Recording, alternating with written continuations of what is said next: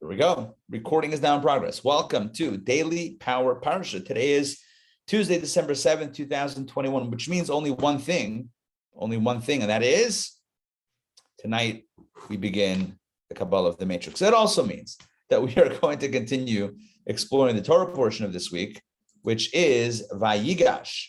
Yesterday, I don't think you can get more dramatic than yesterday. Yesterday was the dramatic plea of Judah to Joseph about the family situation, about the drama that has been unfolding, simmering over these last few weeks. And now Benjamin is incarcerated for stealing the cup of the viceroy, the royal goblet, silver cup.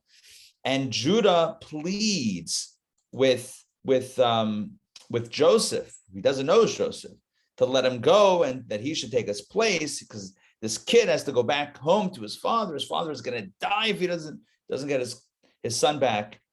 So dramatic. And it's at this moment that Joseph finally reveals his identity. And he says those epic words, Ani Yosef, I am Joseph.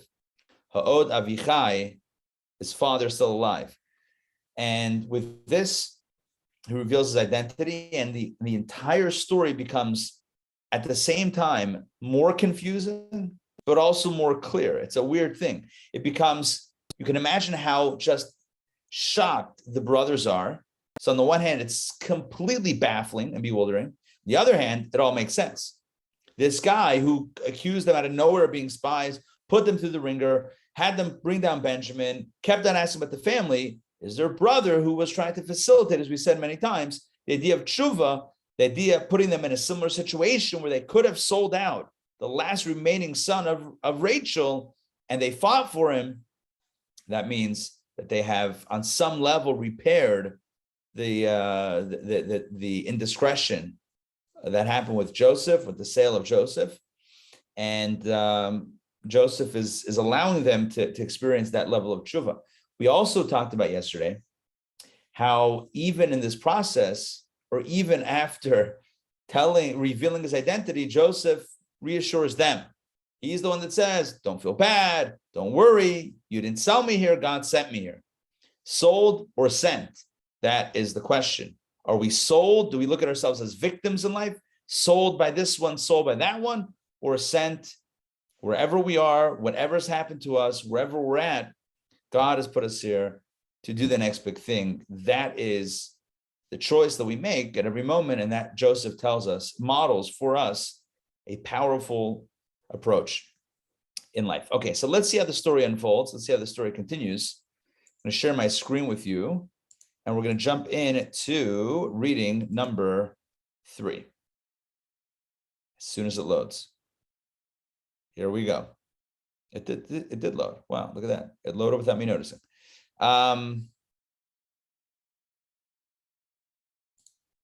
Just quickly double check that we went all the way down. Yes, we did.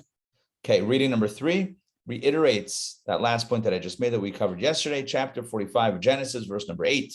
Joseph continues speaking to his brothers and says, and now, you did not send me here. You can't be any clearer than this. You, brothers, did not send me here, but God. And God made me a father to Pharaoh. God made me a father to Pharaoh. Okay, that means that he is, even vis-a-vis Pharaoh, he has some leverage.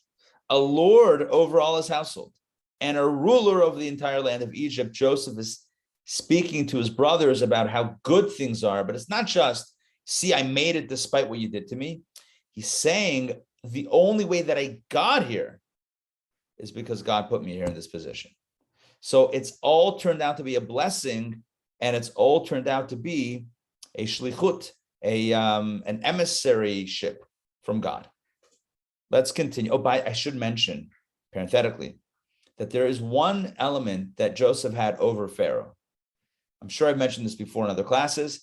That is that Pharaoh knew most of the languages of the world except for Hebrew. And Joseph, who was, in addition to his other qualities, also a very smart guy, he also knew all the world's languages plus Hebrew. So when they were having a bit of a conversation, when Joseph was being appointed as viceroy, So Joseph revealed to Pharaoh that he knew Hebrew, and Pharaoh said, you know what, keep that little piece between you and I, because there was an ancient tradition in Egypt that whoever knew the most languages was to be the most respected person in society. And so Pharaoh made Joseph promise that he would never divulge the fact that he had one language up on Pharaoh himself. So when he says here to his brothers that God made me a father to Pharaoh, is he alluding to the fact that he had some superiority over Pharaoh himself? Could be. But clearly it's that Pharaoh appointed him to be in charge, and even at this point, Pharaoh would listen to Joseph's advice. Let's continue verse number 9. Hasten and go up to my father. This is Joseph to his brothers. Quickly go up to my father. It's also their father, but go up to dad and say to him, so said your son Joseph, God has made me a lord over all the Egyptians. Come down to me, do not tarry. What a message after 22 years, right? Imagine Jacob getting that message. Joseph is alive, and he says, God has made me a lord over the Egyptians. Come down to me, do not tarry. What news? I mean, talk about breaking news. Verse 10, and you shall dwell. This is again Joseph to his brothers, to them specifically, not to tell their father, but information. And you shall dwell, I want you guys to move down here, and you shall dwell in the land of Goshen. That's the city that in Egypt that was earmarked, that he had earmarked for them. And you shall be near to me, you and your children, and your grandchildren, and your flocks, and your cattle, and all that is yours. It seems that Joseph is well aware of the dynamic. We had this already last week. Remember when he set his brothers separate seating at the meal than the Egyptians, because the Egyptians would not eat together with Hebrews? Okay, so as Joseph is inviting his family, his brothers and their family down to Egypt, he's telling them, I'm going to put you guys near to me. We'll all be together. A little bit of a shtetl, the little shtetl of Goshen, where the Jews will hang out.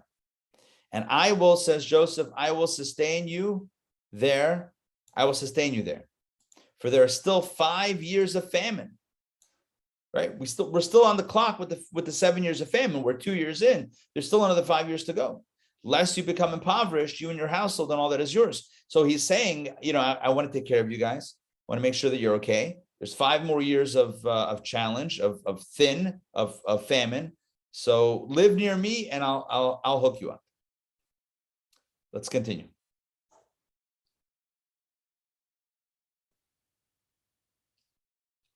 I'm sorry, I misspoke. This is all the message to Jacob. All of this, verse 9, 10, and 11, is Joseph telling his brothers what to say to their father, Jacob. Right? God has made me lord over the Egyptians. Come down to me, do not tarry. You'll dwell in Goshen. You'll be near to me, your children, grandchildren, everything, all your stuff, and I'll take care of you, lest you become, impoverished. Okay, so all that is a message to his father. This is all the way of expressing. It's a way of encouraging his father to move down, to join him, and to move down to Egypt, which is a big move. It's a very big move to leave the land of Canaan, to leave the promised land, to go down to Egypt, which was not a kosher place. Would require a little bit of massaging, but he loved Joseph, and Joseph was alive, so that's already a good angle on this. We continue verse 12. And behold, your eyes see, as well as the eyes of my brother Benjamin, that it is my mouth, or that it is my mouth speaking to you. This is now Joseph speaking to his brothers. So you see that it's me, right? It's me that I'm speaking with you on this. And you shall tell my father of all my honor in Egypt and all that you have seen, and you shall hasten and bring my father down here. Right? Don't leave out any details. Speak of how prominent I am and how good it's going to be here, and make sure to bring down dad and the family. More crying. And he fell on his brother Benjamin's neck and wept. We spoke about tears yesterday. He fell on his brother Benjamin's neck and wept, and Benjamin wept on his neck. They were crying on each other's necks. And he kissed all his brothers and wept over them, more weeping. This is the fifth mention of the word Vayigash. And he cried, he wept. He cried for all when he kissed and hugged all his brothers. And afterwards, his brothers spoke with him. Until then, I mean, they were all shocked and just flabbergasted and beyond words. Afterwards, after all this, they had a conversation, and that was that. I want to pause here for a moment and toggle some Rashi.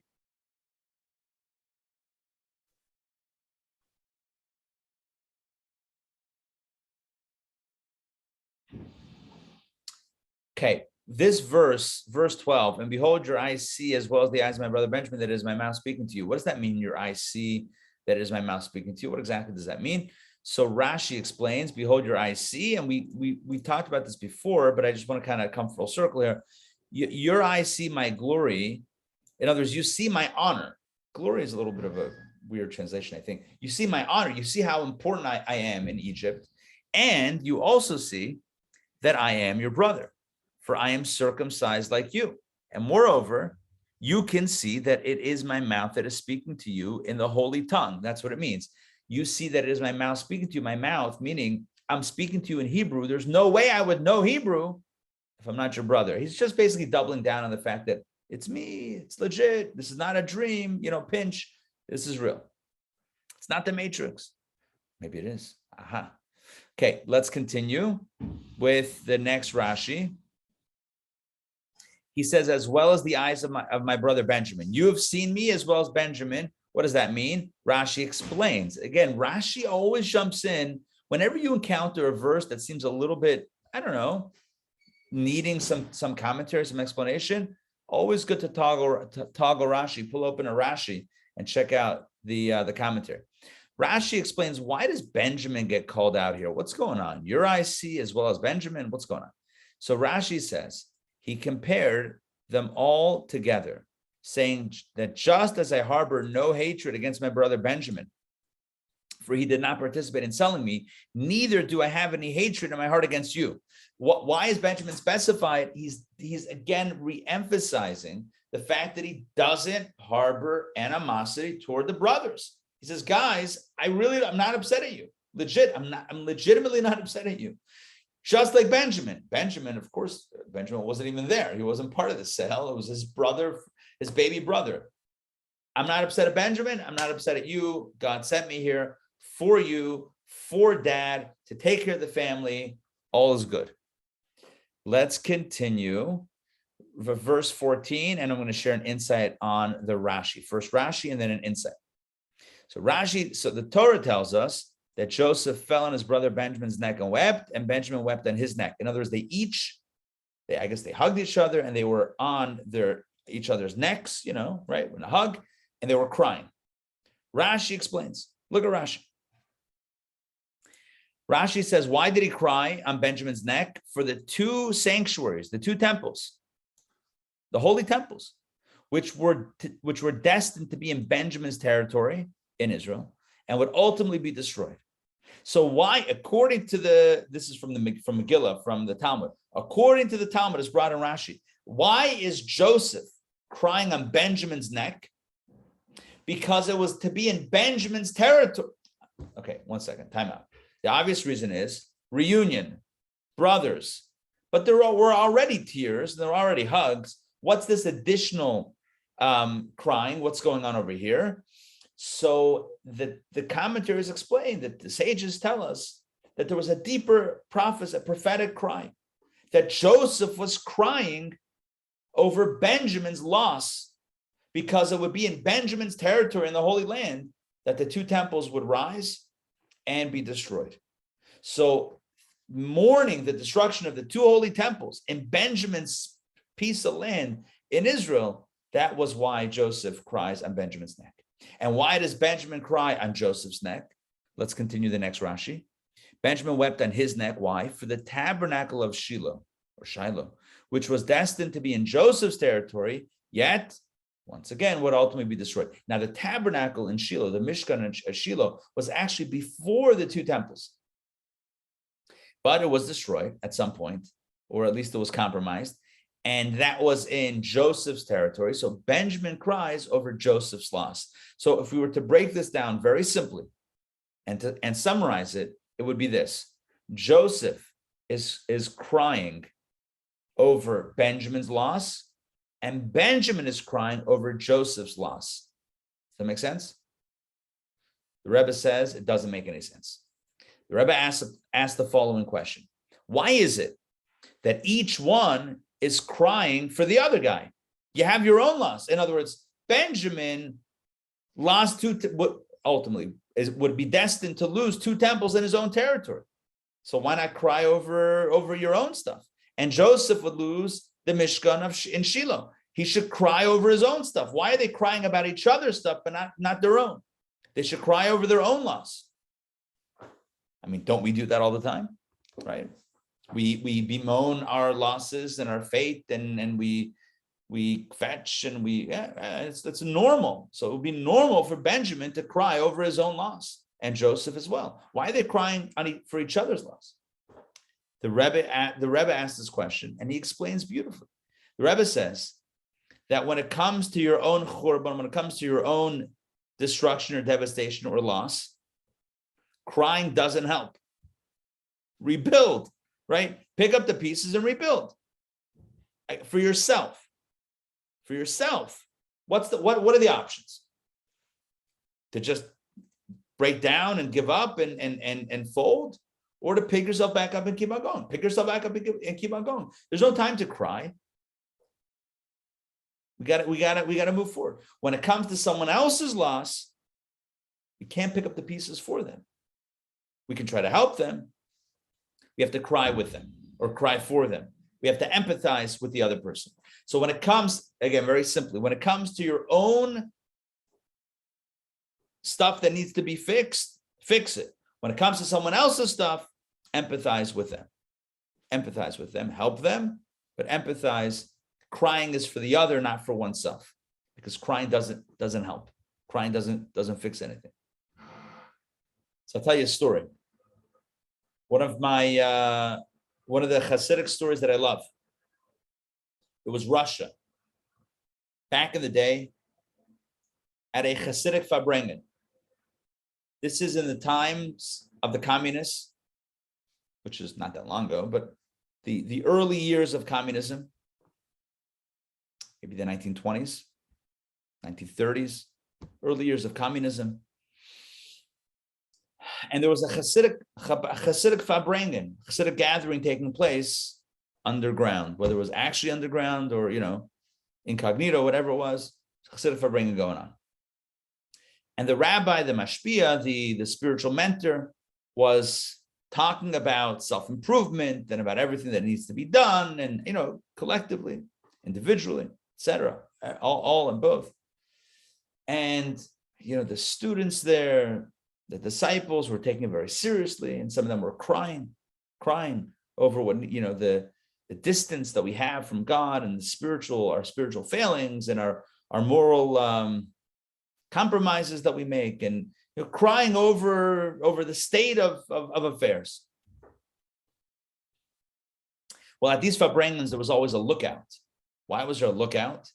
Because at a Farbrengen in communist Russia, because a Farbrengen in communist Russia was not officially sanctioned by the party. And thus, if the NKVD, which is the forerunner to the KGB, if the NKVD would come on in and catch a Farbrengen in action, they would arrest everybody there on the spot. So there was always a lookout who wasn't sitting at the Farbrengen, somebody who was, minding their own business, allegedly outside, and just watching to see what was going on, to warn the others in case something it was coming up. Well, middle of this Farbrengen, the lookout comes running in and says, "Guys, the NKVD is coming." Immediately, everyone jumps up, and there's escape routes and all that stuff. Everyone jumps up and cleans up whatever it is, like no farbrengen had been going on. Well, after some time, after the danger had passed, everyone reconvened. And the farbrengen resumed. And the rabbi said to the students, he said, I want to point out something interesting.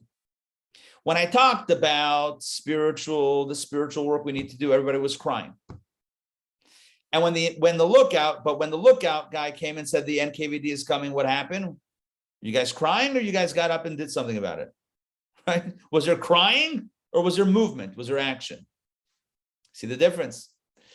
In other words, when it comes to the things we need to work on, the stuff that's broken that needs to be fixed within ourselves, the stuff that's broken that needs to be fixed, do we cry, or do we start moving? That's the question. So often we cry. Why do we cry? Honestly, it's easier. It's much easier than doing something. Tears are easier. It's easier to feel bad about something than to do something to fix it, or to change it, or to whatever. It's easier. This is not meant to be, I don't want to, it's not a negative point. I think it's a positive point. The positive point is, let's remember what happens, right? When you really feel that something is when you really feel danger, is you get up and you move. All right, good. Get up and move. That's the message for us as well. For the internal stuff, the stuff that we need to fix, we need to get up and move, and to take action and to do something about it. So when Joseph is thinking about his own churban, his own destruction, the stuff that needs to be fixed, he needs to act on that and take care of it. When Benjamin thinks of his own stuff that needs to be fixed, he's got to fix it. When they think of each other's devastation, each other's sorrows, that's where the tears come in. Tears for the other, action for oneself. Let me check in. Does that make sense? I'm not saying that if you're sad about something, it's terrible. Of course not, right? But it shouldn't stay there, right? We need to, and again, it's not me. It's really not about anyone telling anyone else. It's about understanding this modeling of behavior. Joseph doesn't cry for himself, he cries for the other. Benjamin doesn't cry for himself, he cries for the other. And the Rebbe says, why? Because they were not going to simply cry and sigh and moan over their own stuff. They were going to do something about it, hopefully. Okay, so that is that. Questions, comments?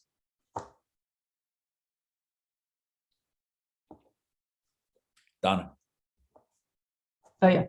But so they prophesied each other's loss of the temple and the Mishkan, but as far as action, what could be done? I mean, they had the forewarning. Yeah. Well, the good news is that when it comes to prophecy, a negative prophecy could be averted. We have a tradition. A negative prophecy could be averted. So the prophet says, if a prophecy is that at some point this is destined to happen, it's not written in stone. It can always be changed. It's pending. A negative prophecy is pending. So they had a negative prophecy pending. But they weren't able to. They weren't able to, but they tried. They tried. I think. I hope. Well, they didn't live in the future. They lived when they lived, but right. I'm sure they communicated that. And the message would be for all time and for us as well. So when you notice something wrong, don't just put your hands up and say, what can be done? It's terrible, it's crazy. Do something about it. Right? Let's do something. But yeah, so why would they get the prophecy if they're not going to be there to prevent it? And right, so they have to cry about each other's. I guess that it's to set a it's a lesson for us. Lesson for us. Right. So that the Jews who were living in the times of the temple, right, when they would see what's going on and realize, like, okay, wait, we're not behaving as we should. Each of them should take responsibility and say, I need to change something. I need to change something about myself. Not just throw up my hands and say, oh, this community is, we've gone downhill, or there's so much corruption. But so they could have, because the idea was it was a warning for the future. Yeah. To try and not have it happen. Exactly. To try to avert it. Exactly. The negative prophecy is not written in stone. It's written in pencil. It can always be, right? Pencil it in. Etch a sketch, as you say. Etch a sketch. That's right. Etch a sketch. By the way, I moved on from Etch-a-Sketch to, what is it called? Color Bright? Light Bright. Remember those little pegs? You had that board with the little pegs that used to light up different colors. Yeah, so those things are back. Everything's back. It's amazing. So retro. Did I mention the Matrix is back also? Anyway. All right. One of the reasons why we're doing Kabbalah the Matrix, you see, I have Matrix on my mind, is because they're coming out with the fourth film after almost 20 years. They're coming out with the fourth film, which is. Are you going? I haven't seen any of them. So is there going to be some kind of intro? I'll give some context. Yeah, I'll give some context, but it's not like we're going to be playing like, clips and then analyzing it. That's not, it's maybe a different, maybe for a different teacher for a different occasion, but no, we're going to be studying Kabbalah, straight up Kabbalah that speaks of themes that come up in the film, and I'll speak about the themes, and then we'll do the study. Okay. Yes, Joy. But also the prophecy is given, and it's always given with that God will be there to take you out, to be. Correct. It's never that it's going to be bad and that's it. There's always the light at the end of the tunnel, for sure. Thank you for mentioning that and reminding us of the light at the end of the tunnel. You know why New Yorkers are so depressed? Because the light at the end of the tunnel is New Jersey. I'm kidding. All apologies to Jersey. Nope, that was not a dig at Jersey. I mean, it was, but it wasn't mine. It was just a joke, but lights and tunnels. Whenever I would visit someone in New Jersey, the first thing they would do is bring me to the window and say, look at the view of Manhattan. Of course, I just did the trek from Manhattan. I mean. You're like, I need to see your view. I'm there. Right.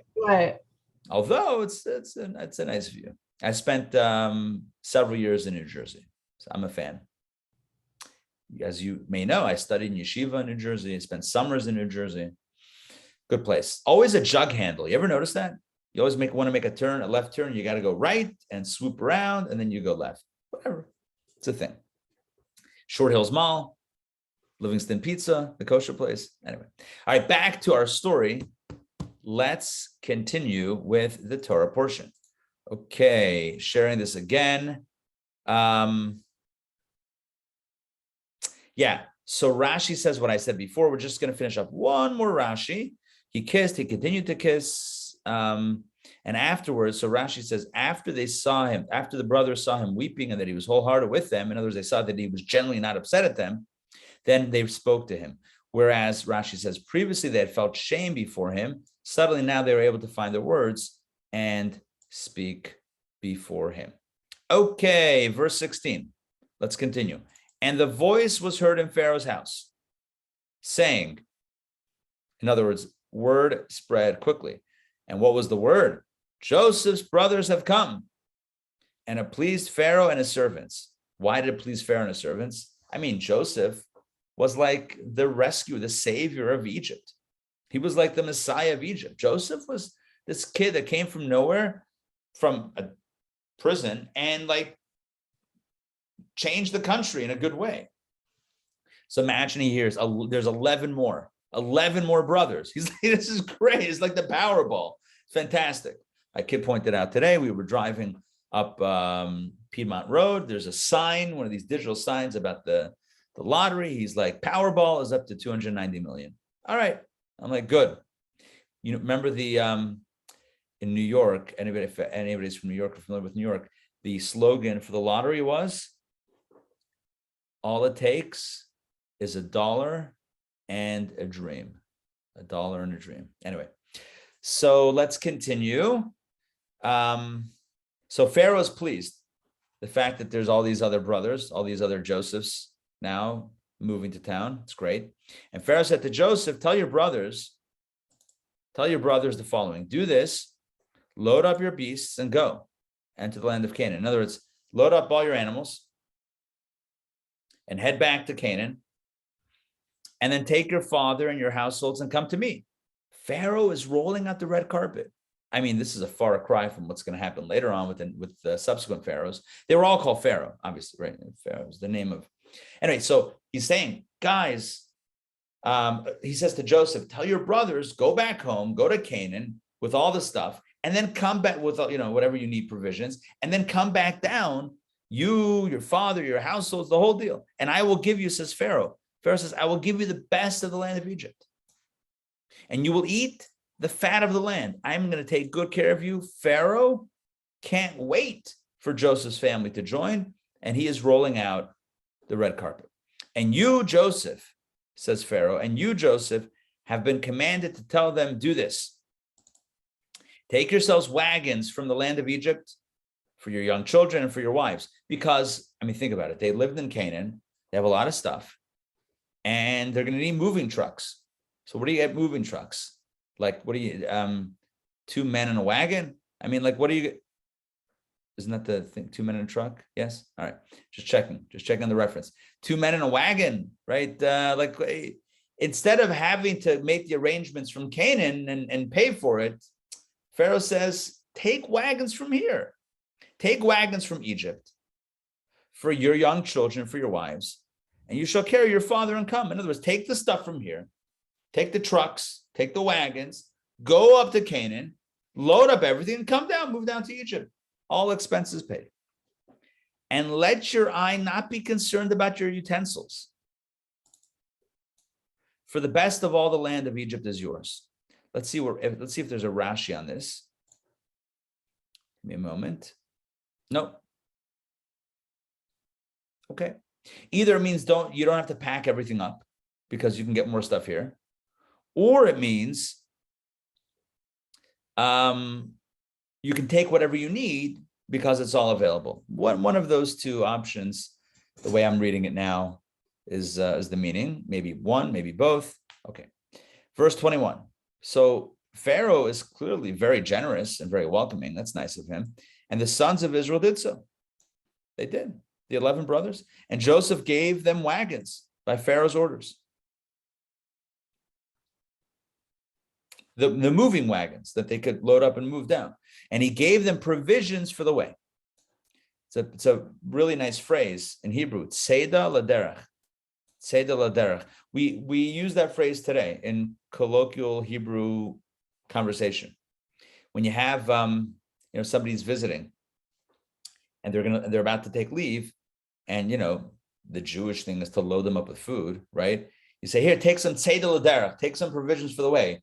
A sandwich, a bagel, whatever, yeah, some cheesecake, yeah, a coffee. What do you need? Tzeda laderech, take some provisions for the way. You never know, right? You never know. Anyway, let's continue. Verse 22. He gave them all. He gave all the brothers wagons and food and everything. To each one, he gave several changes of clothes. He gave them clothing. And to Benjamin, so Pharaoh told Joseph, give them whatever they need. So Joseph was the one that actually gave his brothers the stuff that they needed. So he gave them wagons. He gave each of them several changes of clothes. And to Benjamin, he gave 300 pieces of silver and 5 changes of clothes. Benjamin, his closest brother, biologically from his mother. So he gives a little bit more than the other brothers. Still can't hold back from, imbalance, whatever. What are you going to do? It is what it is. He gives all of them stuff, but he gives Benjamin a little bit more. Let's continue. And to his father, Joseph sent the following 10 he-donkeys carrying the best of Egypt. I love that. Probably a little sampler, like little mini pyramids of fruit and just joking, whatever. They had different displays and whatnot. 10 she-donkeys carrying grain, bread, and other food for his father for the way. Now, this is, mind you, this is year 2 of the 7 years of famine. The world, or that region at least, is severely undernourished. I mean, there's no food except for Egypt. And even in Egypt, as we'll see, end of this week's Torah portion, or next week's Torah, end of this week's Torah portion, as we'll see, even the food was rationed out because there were 7 years of famine. It's not like they were just blowing through the food. They were being very careful about how to allocate the food. But when it comes to Joseph's family, wagons and donkeys and clothing and silver and food and bread and everything. All right, let's continue. Actually, let's see if there's a Rashi. I feel like I recall a Rashi here. Yeah. The best of Egypt. What did he send? I made a joke about fruit pyramids. We find in the Talmud, Tractate Megillah, that he sent him aged wine, old vintage, because elderly people find contentment with it. Elderly people like aged wine. Why? Listen to this brackets. Look at the commentary. I.e., the fact that wine improves with age often affords contentment to the elderly. It's a coded message. Not only is the wine better, but the message is, see, things improve with age, right? We love you, Zadie. It's like that's the message. The message is things get better with age. According to the Medrash, so that's the Talmud. According to the Medrash, Rashi says, however, this refers to pounded beans. Pounded beans, which have a soothing effect on a troubled spirit. Now you know. If you're ever feeling a little down, first of all, smile. Second of all, dance. Third of all, right? Call me up, whatever. Fourth of all, study some Torah. Have some aged wine. Have some aged wine and some pounded beans, and everything will be okay, right? We got to make a song about that. All right. I don't even know what pounded beans are, but I guess Rashi knew what they were, and maybe somebody knows somewhere what that was. And he gave them other food, things eaten with bread. I'm picturing like baba ganoush and hummus and all that stuff, but that's just me. Okay, let's get back inside. Sorry, let me toggle Rashi off for a moment. Okay, we're up to verse 24. Listen to this. And he sent off his brothers to go back home to get dad and the family. And they went. And he said to them, listen to what he said to them right before he sent them off. Do not quarrel on the way. No fights. Why was he anticipating a fight? He knew. Joseph was a smart guy. I'm about to say wise guy, but that has a different connotation. Joseph was smart. He knew what's going to happen when the brothers start traveling and they're now by themselves. It's your fault. It's your fault. They're going to start blaming each other for the events of 20 years ago. It's not going to be good. He said, do not fight. Do not quarrel on the way. You are forgiven. You are, absolved of whatever it is, etc. So they went up from Egypt, did the brothers, and they came to the land of Canaan to their father Jacob. And they told Jacob, and this is what they said. Joseph is still alive. Yosef is still alive. And they told him that he ruled over the entire land of Egypt. Talk about a message. Talk about surprising information. They told him Joseph is alive and he's a ruler over the entire land of Egypt. Think of a song that Mora Sarah Carter, who's on with us Wednesday nights, Torah studies. She's a teacher, songwriter. She made a kids album a few years ago. One of the songs is this one. Yosef is still alive. Yosef. I'm not going to sing it, but Yosef is still alive and well, and he's a ruler in Mitzrayim, Egypt. Anyway, it's taken from right here. Beautiful song. And his heart changed. Jacob's heart changed. Changed is a bit of a weird expression. His heart, you'll see the context, for he did not believe them. He didn't believe. Like he couldn't believe what he heard. Joseph is still alive and he's a ruler of Egypt. His heart was like changed, meaning it felt different. It felt uncomfortable. It felt like it just couldn't believe them. Verse 27. And they told him all of Joseph's words that he said to them. And he saw the wagons that Joseph had sent to carry him. Finally, he believed. And the spirit of their father Jacob was revived after all these years, 20 to 22 years. Finally, it's 22 years. We did the math already. He was sold at 17, and now he's 39, right? 20 years plus 2 years of famine, 22 years. 22 years. And finally, his spirit is revived. All right, let's fill in the last few Rashis. Let's see what we got over here.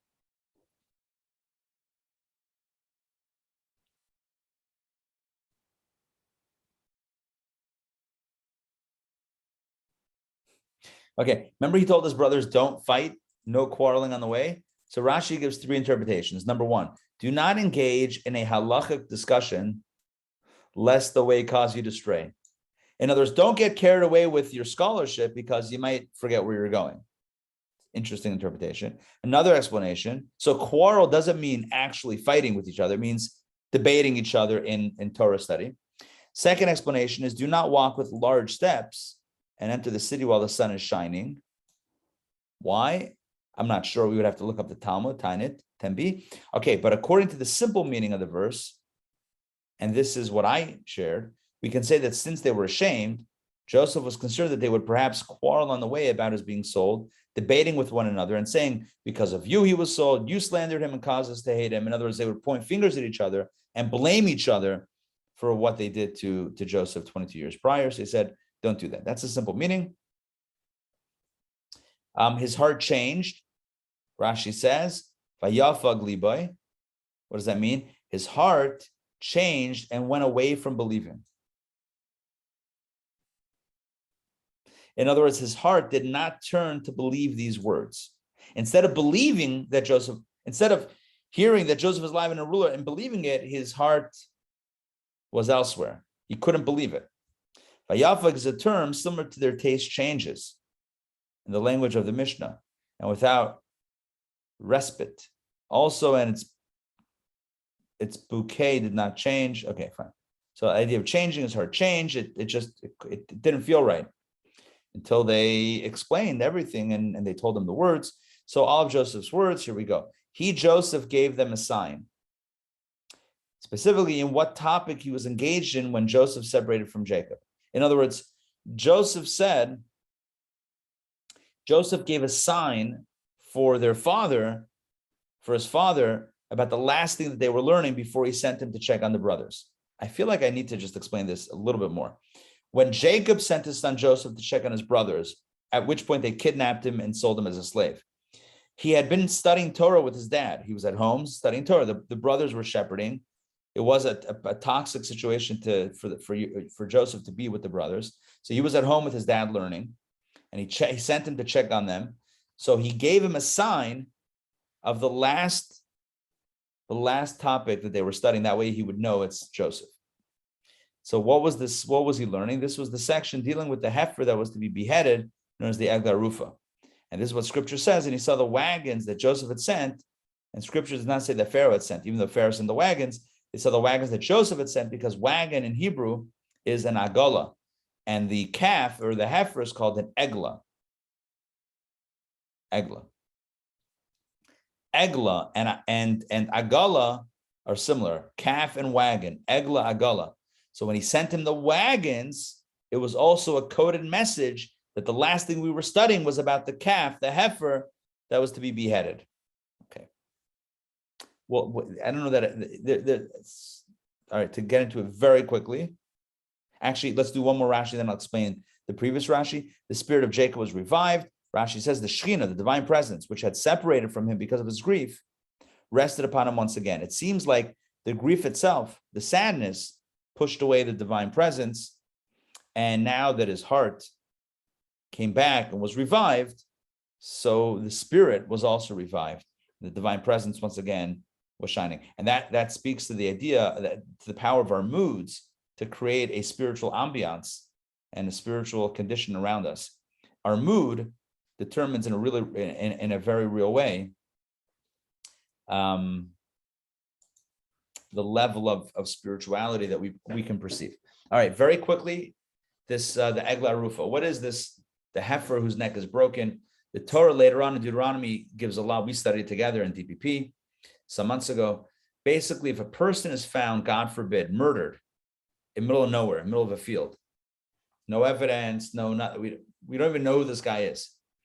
You measure to find the closest city. And when you find the closest city, the elders of that city and the priests, they come out into the field, and you do a bit of a ceremony where the elders and the priests, where everyone absolves themselves of guilt for the loss of life. And what's done is a calf, a young calf's neck is broken, and it acts as a sacrifice. And what's the intention? Intention is that here this person's life got cut short. It's being symbolized with this calf. Again, I know that it's not something that necessarily is 2021 sensibilities as far as calf stacks being broken, but this is what the law is. It had to be a calf that was never worked in the prime of its life, but it's untapped potential to kind of really evoke the sense of untapped potential. It's really a way of making sure that no one ever become a statistic, or just a statistic, that every life is precious, and even in death, even an unsolved murder, is being noted by the community, is being mourned collectively, and something real and pain is really being felt, as opposed to some people just, some people are victims of crimes and it is what it is, and we move on with their day. This is a way to really take note and to really, to feel a connection with that loss and to mourn the loss. The other message is to inspire us to do whatever we can to make sure that no one is ever traveling alone, literally or metaphorically, in this journey of life, to make sure that no one's ever alone and vulnerable, that we are there for the other person to make sure that they have safe travel, safe journeys in this large and treacherous trek called life. So all of this is to say that those were the last laws that Joseph was learning with his dad before he went to check on his brothers 22 years ago and had been sold as a slave.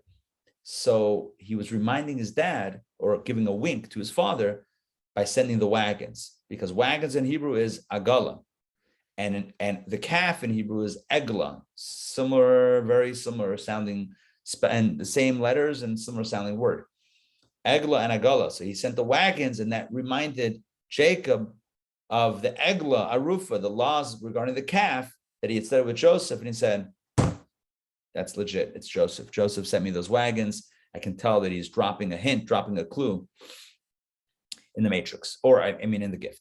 All right, my friends, that takes us to the end of today's reading. We're going to stop here. Some takeaways. So one takeaway, what was I thinking? Hold on. Let me recall my takeaway. You're crying. Well, You're crying. Yes, thank you. Yes. Crying for someone else, but for yourself, take action. What else did we have? No quarreling, no pointing fingers. Never good to engage in blame and finger pointing. And the idea of making sure that we take care of each other, that no one should be alone. No one should be traveling alone. Literally, metaphorically, physically, emotionally, psychologically, spiritually. No one should be alone. All right. Good. Great to see you all. Joy, Donna, Sandrine, Olia, Sarah. It's great to see you all. Tonight, 8 p.m., plug in for the Kabbalah, the Matrix. And tomorrow is Wednesday. So tomorrow night we have Torah study at the regular time of 7:30, in person and online hybrid. And Thursday night, don't miss this. This is going to be a lot of fun. Thursday night, a book event for the ages. If you like Brooklyn and Brooklyn shopping, and you like the food of Brooklyn, you'll love a taste of the books, not literally, but a taste of the books of Brooklyn. We should have called it that, the books of Brooklyn, where we brought in over 100 different Jewish titles, quality Jewish literature, study and reading. And it'll be available to peruse and to purchase Thursday night, starting at 7 p.m. Don't miss this. You're going to love it. All right. Good to see you all today. See y'all soon. Have a wonderful day. Take care, everybody. Thank you, Rabbi. Bye. Thank you, Rabbi. Pleasure, Great day. pleasure. Enjoy Tip Top, not TikTok or Thank TikTok. you. It was delicious. So good. Shakshuka. Okay, great.